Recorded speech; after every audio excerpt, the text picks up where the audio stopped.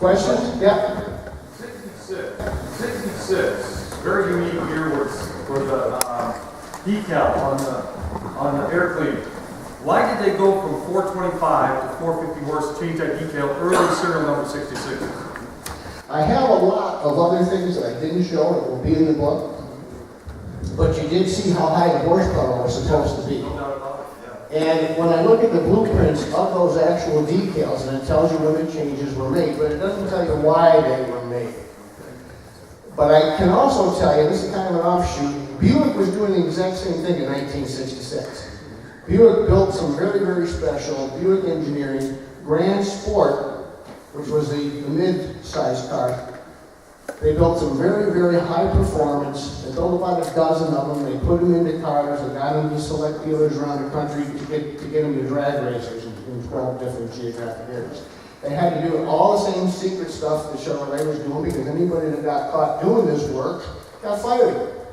That was the threat. So everything was done with lookalikes.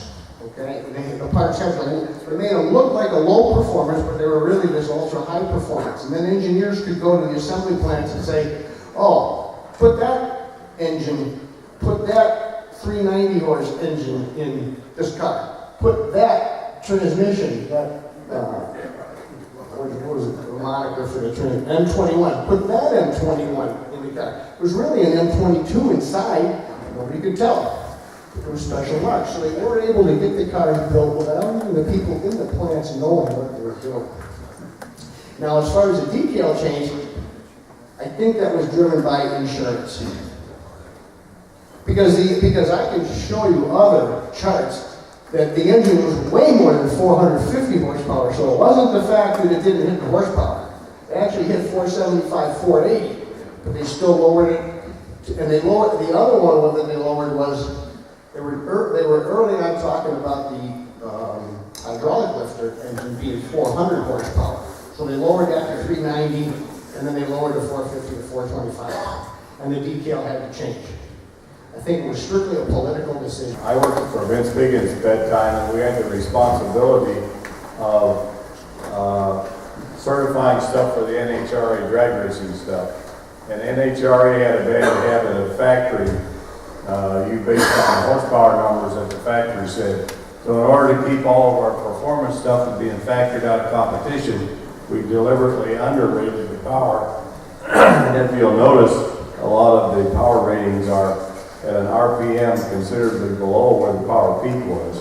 They might be rated at 5,500 or 5,200 or something, but they actually make peak power at 6,400. Well, I can add a little bit to that because I've also seen the power curves for the Buick 66 engine, and they did the exact same thing. They rated it at 4,000 RPM, so it would be absolutely the lowest horsepower Grand Sport engine, nowhere near the highest. And the L88 was rated the same way, very, very low horsepower. Another example of the tail wagging the dog. Yeah. Politics and politically correct. And politically correct wasn't even invented back then. Yes, it's hard for me to fathom that Laura Duntov did this all himself. I'm talking about like the Skunk Works deal, the HD program, getting engines to racers without somebody else up the ladder giving him the blessing. Who was that? Originally it was Ed Cole, originally. But then when Knudsen came in, see, Knudsen was there in 65, 66. Knudsen was independently wealthy. And I know, and I haven't interviewed Knudsen's family yet, but I know someone who did. And in that interview, Knudsen was long since retired. And he basically said he was untouchable and he didn't care. He still wanted them to be clandestine about it and do everything the way, but he was willing to take the risk because he wasn't financially going to be affected. That's my point. Yes. It went up the Yes. ladder a lot. It went up, and he was running Chevrolet, so he was the general manager, vice president of Chevrolet, and he did know. He had to know, but you also have to recognize that the chairman of GM was Donner. Donner was the one that put that policy in place. And Donner basically said publicly, internally, I don't care if you're vice president. I catch you, you're fired. But he didn't want to put the finest, he didn't want to put Colombo on the case either because he really didn't want to know. And anybody who worked in GM knew there was a lot, GM never got rid of anybody. If there was a lot of people that just didn't cut the mustard, they gave them one of these pencil whipping jobs. So those are the kind of people that they put on the sleuthing case to ferret things out and see if somebody was cheating. They weren't the sharpest knives in the box, but you know, even every now and then a blind squirrel finds a nut. So they still had to be careful with what they were doing. Before we move on to the next chapter, I think we had to recognize that Corvette benefited from some of the other covert actions that were taking place at General Motors in the high performance group at that time. And Bill shared some stories that got to be relayed today. So Bill, why don't you tell us what's going on with NASCAR and some of the wonderful things that happened with the mystery motors and things that we've only heard about. Well, I hired into GM in 1961 and served an apprenticeship, actually running dynamometers in the test cells for a year. In '62, they were starting the development on the Mark II engine, which at that time I think, it was a 427 by then. Anyway, they put the greenhorn on the development phase of it because I was so enthusiastic and I would work 2 shifts if I had to. And they ran 2 and sometimes 3 shifts of development on the Mark engine.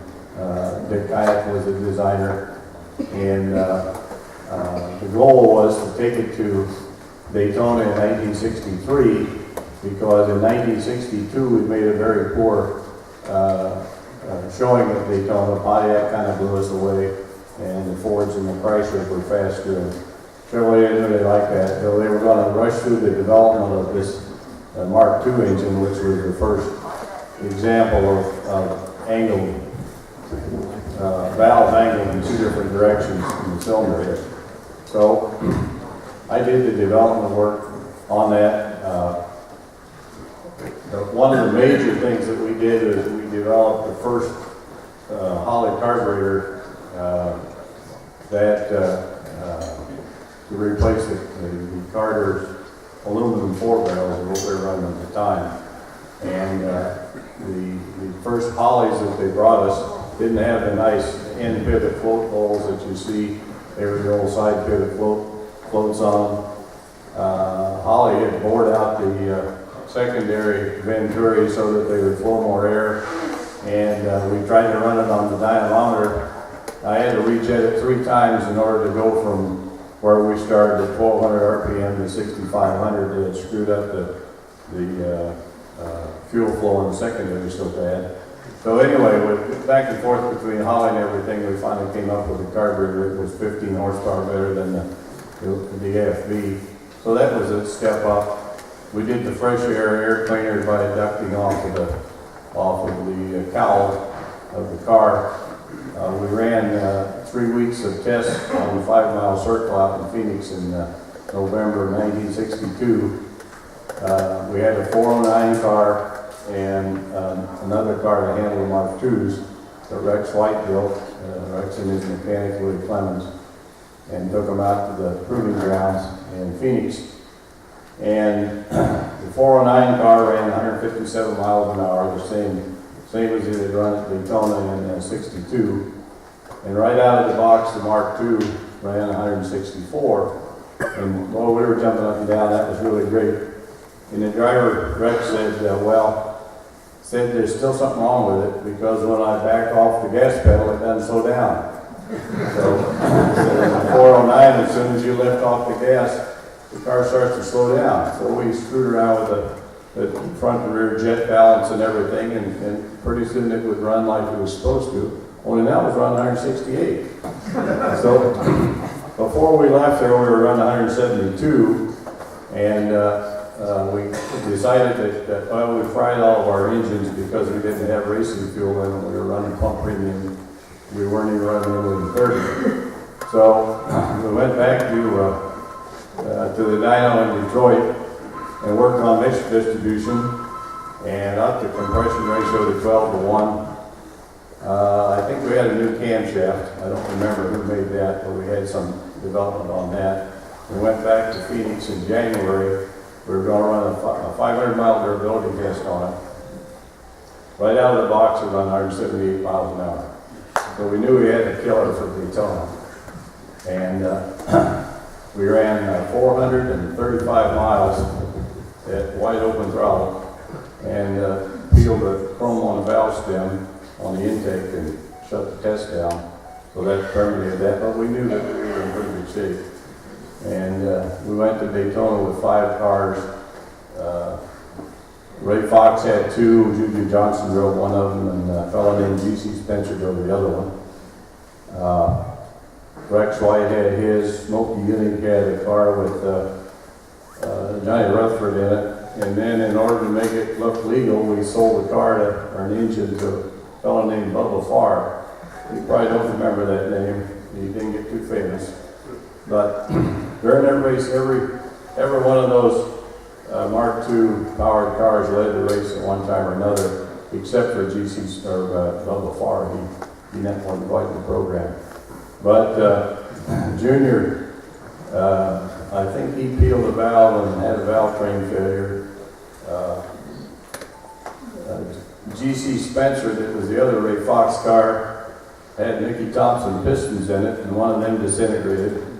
And Johnny Rutherford and Smokey's car looped it coming on the back stretch and got a lap or 2 behind. So even though he finished, he was out of the program. And that left Bubba Farr, and I don't even remember whether he finished or not.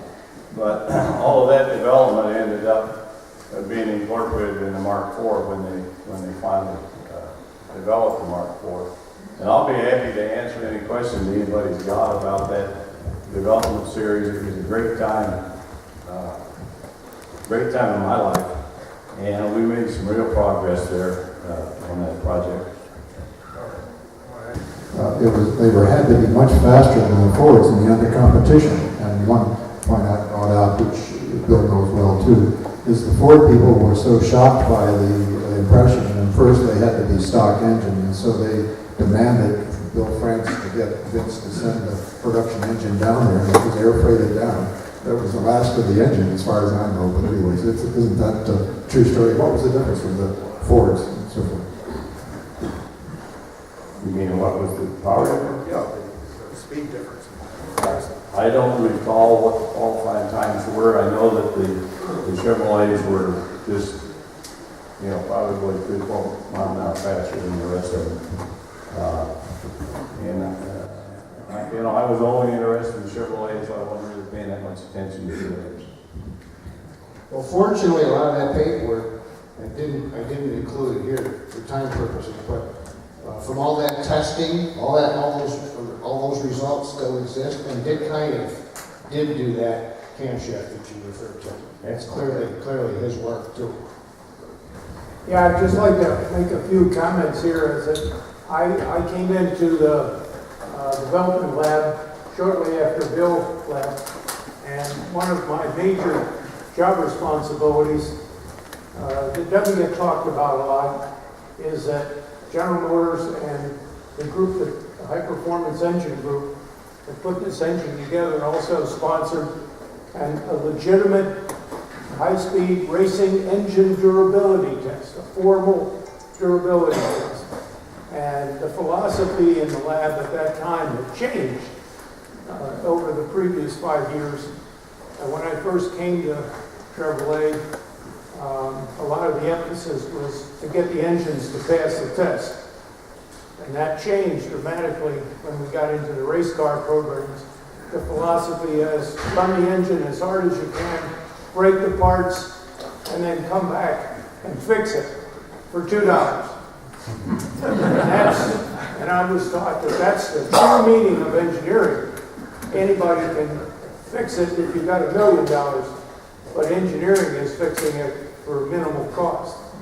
And so we broke a lot of engines and broke a lot of parts, and I ran a lot of L88s on high-speed race durability up to 6,800 RPM with headers at 600 horsepower until we broke them, and then we came back. I can't tell you how many pin locks came out over that 3-year period that we ran all that durability. But in the end, that's what made that engine so great, is that it had durability. And contrasting that experience and that philosophy I didn't see any other division in General Motors, specifically not Pontiac, that ever put any serious effort into making their engines durable at race engine power levels. That was a dramatic difference between the divisions. What was so really exciting about that time was, of course, that Hot Rod published a full article about that and excited everybody. And they called it the mystery engine. And of course, the reason was it really wasn't in production. But I can remember back at Chevy that those of us so excited about the potential would ask. I remember asking McPherson, when is it going to be in production next year, and so forth. And of course, he said no. So they hadn't approved that production. The big block, the first time was 65 and 396 and so forth. But anyways, the real thing was the article in Hot Rod magazine and the mystery engine. And that just everybody, you guys all know what that was. And this is it right here. Go ahead. I'll elaborate a little bit on Tom's fix it for a dime thing. When we wanted that, or when I say Chevrolet wanted to introduce the 396 first marked engine in production, they did a layout of all the parts in the engine, and they did a layout of the 420 389 Pontiac at the same time. And you look at the Pontiac parts, and they had the valve springs without dampers, and they had, I don't know what stuff that was Cast obvious. iron valves, cast iron rods connecting. Well, anyway, stuff that was cheaper than our 396 Mark IV engine. And the corporation says, well, you need this fancy stuff. The 389 Pontiac's a great motor. They're not having any troubles. The corporation, the durability was good, the warranty was good. So at that time, every division ran their own durability testing. So we took a 389 Pontiac, put it on our wide open trial durability, and in 25 hours it broke the crank. We're not going to spend any time today at all talking about this, but there were several other derivatives of the big block, one of which was all the engines that went into the Chaparral starting in 1967. And that was also as test engineer, that was also my program in the dyno lab.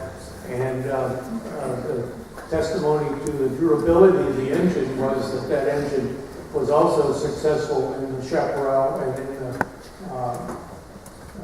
Group 7 race Can-Am cars of that time. And so that's a whole different derivative, but it formed an excellent basis for that engine and paved the way for the aluminum block of 427. While all this engine stuff was going on, I just want to remind us all that Zorro was also doing Serve 1, which was the precursor, the development car for the independent rear suspension. Serve 2, which was a dual automatic transmission, mid-engine roadster, and then ultimately they produced a whole series of mid-engine cars in the late 60s, early 70s, including one in aluminum, and then of course the last of the cars, the four-rotor car. That's another story in and of itself. So Zorro was a very busy guy, and his capabilities and ambition went way past what Chevrolet was willing to put up with. A couple of comments on that early era. I put together a website, CorvetteChief.com, which I would recommend you just poke into. There's 22 podcasts there, including a podcast on Zorro, one that's a 45-minute interview with John Fitch at his home, which I did, it's got to be probably 10 years ago. And also talk about Maurice Ollie, who was a fabulous, interesting character in and of himself. He didn't make the Corvette succeed, but He's very, very interesting. His memoirs have been published, a book called Chassis by Bill Milliken. And it was actually the memoirs of Ollie that he had written after he retired. And GM put the kibosh on publishing the memoirs back to the late 60s that he retired. Because he was also the R&D engineer on the Corvette, and GM didn't want to expose him to the Ralph Nader and all the legal issues of the Corvette at that time. Supporting everything Dave said about Zora, well, remember Zora had to stay below the radar, because if he was caught, really, and one time he was, I think it was at some New York SCCA get-together that there'd been too much celebration, and I guess he really did have to go to the 14th floor one time, and how he came out of that, I'll never know, but you can imagine that was a restricted time, and everybody here was all doing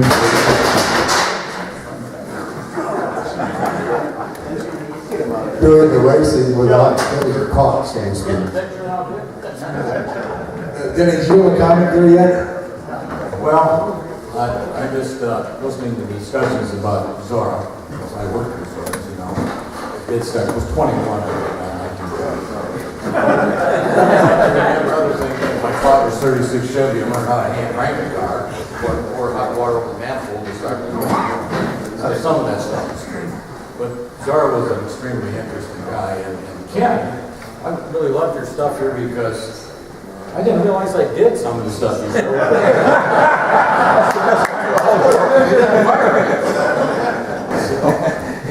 don't know. I'll tell you one thing about Zora that's comedy here. He loved his. Oh, okay, I'm sorry. He liked to tell stories like anybody else would joke, and if you hear something, he'd come and repeat it. And he came in one day and he came with a story about a Mexican that went to a ball game. And he went in and there was no seating left, and he went and talked to somebody. After this, he was telling the story when he got back home. He said, "What do you think about Americans?" And he said, "They're wonderful." And he tells the story. He said, "I went there and there wasn't any seating." They told me, and I said, "Well, what am I supposed to do?" And they said, "Well, climb up there on top of the flagpole." And he said, then the next thing that they sang, and they said, "Gonzalez, can you see?" Obviously it was Jose. Zora heard the story, everybody laughed, so he told it his way. He got the Mexican in there. Not the way he wanted. And, Zora had some other things. For example, one day he says, "Hey, it's time to get some coffee." He says, "I'll buy if you buy." Is he out of money or something? I says, "No, he gives me the money if you want me to go and get it." But some of the that was really great, Ken, because last week there was stuff that I certainly didn't know about him, because I went to work for him in late 50s.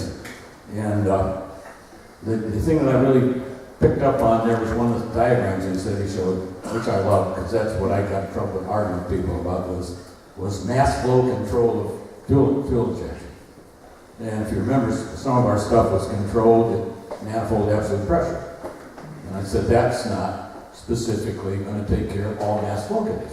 That's why there's more stuff, higher pressure. My point was, okay, let's take this package, run this thing, and you get the calibration mixes, and then let's take the thing and put an extraction exhaust system on it. Now it's running through the same hole cells. What's going to happen with manifold absolute pressure? It's going to fall because you're going to get a depression across that thing, so you're going to go backwards, so you want mass flow. And notice he had that diagram down, a little package there that said mass flow control. But I don't know what the hell that was, and I don't think he did either. So. Now there was one other little thing that came up there that was talking about dual point distributors in this field test. You know what that field test was? It was in the 60s, I guess, or Rex White was the champion. I think it was before NASCAR, but he was a stock car champion. And his car was out at the Desert Proving Grounds, and I was out there with Zora. And we were able to shut the proving grounds down for a couple, 3 days of testing because we ran the opposite direction from where they ran. We were running his car, Rex's car. And I got to drive that for a couple laps. It's the fastest I've ever driven. Talking about wind speed, it was only 140 then. But this interesting thing was going on there. His Rex's mechanic was Louis Clemens, and the car with the dual point distributor was misfiring. But it would go slightly faster, even misfiring some. And Louis put resistance in the primary circuit and got rid of the misfire. But it slowed the thing down.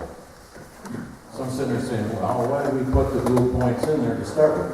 In order to get more flux in charge of the coil.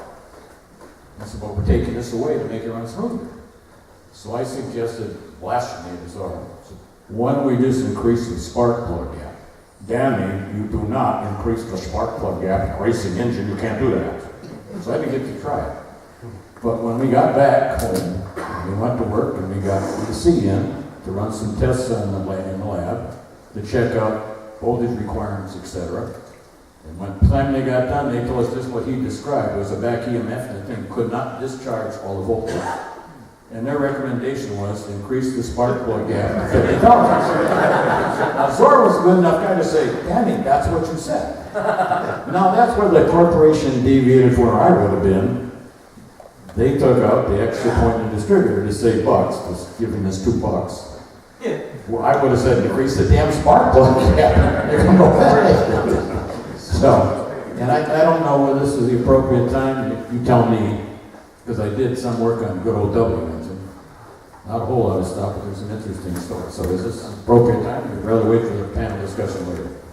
Okay, if you could keep it within like 5 minutes, then we can give everybody a break. Not a Some people chance. crossing their legs out here. If we were gonna go to break, All right, well, I'll give you a couple of quickies anyway. The W engine, as you know, wasn't very responsive. Because the small block was, and working on it, was trying to get power out of it. My job was trying to do that. And we had a guy in the dynamometer that worked in the dynamometer, so I was working with him, worked on our, his name was Lou Cutetta. And Lou was a guy that made aftermarket stuff himself and utilized the Chevrolet A system fuel injection and applied it to other different engines. And he made a system to fit the W engine. He hadn't had a chance to run for power or anything. And we had our development engine on. I said, well, can I bring this in to run? For once, I was politically astute and told Zora, I said, we'd like to do this. Okay, he said, fine. And I'm glad I did, because I think we ran like after 5 o'clock or something down, I think, cell 3. And by God, with that fuel injection system, we got 1 horsepower per inch. Just before the thing spit its guts on the bed. I had another tale. We built a Corvette with a 409 in power bar. And I'm driving the thing home, and happened at a stoplight, and guess who pulls up next to me? Another Corvette. Small block engine, stick shift. I had this power glide thing, kind of like, okay, let's go. So away we go. Of course, I got the guy by over 50 cubic inches. Tonight I didn't have to have any finesse either. He was doing great because he had a stick shift. All I had was step on the throttle. Well, with all that extra torque, of course, I beat the guy. He pulls up the next light and rolls down his window. I knew it was going to be acid. And I felt really bad telling him because he said, what the hell do you got? I said, well, you're not going to like it. You're going to kill this. What? It's a 409 with a power glide transmission. I'm sure he damn near mom it. 5 minutes okay? Thanks, Danny. Okay, folks, I think it's a good time to take this. I'll be here for autographs and questions. Oh,